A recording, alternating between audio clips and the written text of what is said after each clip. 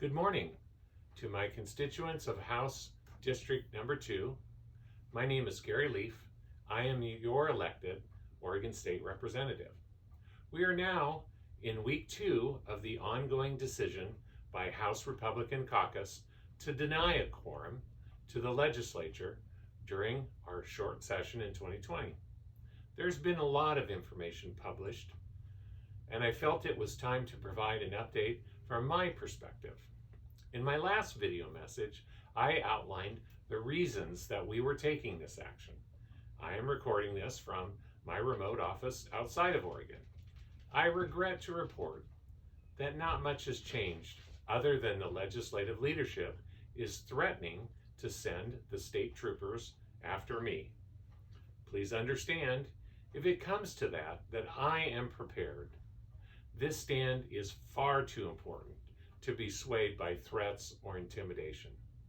In case you missed my Friday radio interview on KQEN, let me quickly recap the reasons we are taking these actions.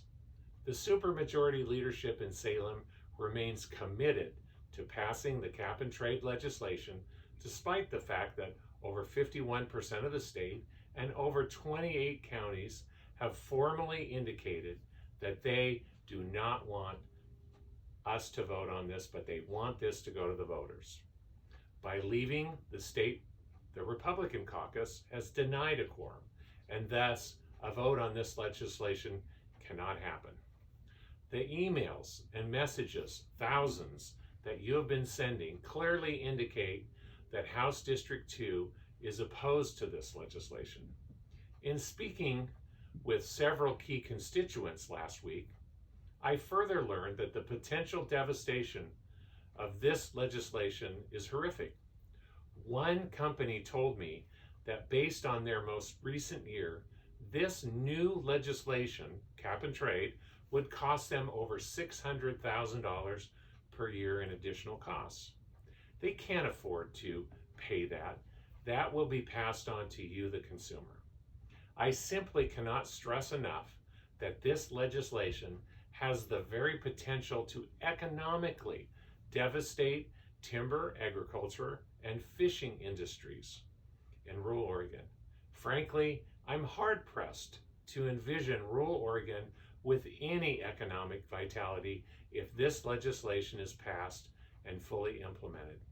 We will end up being a welfare rural Oregon.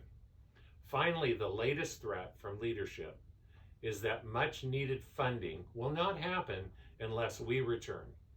But each of the departments and agencies has sufficient funding to continue the operations, and we also have an emergency board to be able to handle those requests.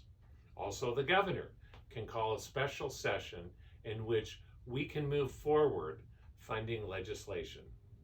But the leadership so far has refused to remove cap and trade.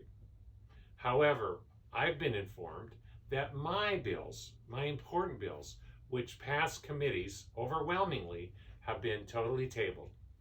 So it appears that the legislative leadership is willing to table any bills belonging to a Republican, but won't even consider tabling cap and trade.